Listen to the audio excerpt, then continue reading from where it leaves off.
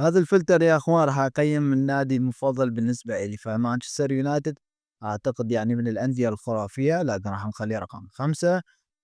اسطورة يا اخي، ملك يعني ملكي طبعا، فرقم 1 يعني افضل فريق بالكون كله.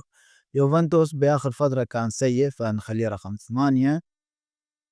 باريس سان جيرمان اعتقد يستاهلون رقم 7. اوكي، من عندنا ليفربول الثاني صراحة، من أقوى الأندية الموجودة. مانشستر سيتي أخليه رقم 4.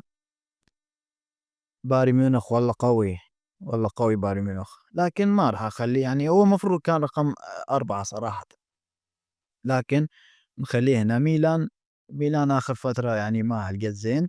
عندنا برشلونة يعني لا خليه رقم 3، يستاهلون. عندنا آخر فريق اللي هو تشيلسي، راح يكون المركز 10. هذه هي تقييماتي، فلايك واشتراك.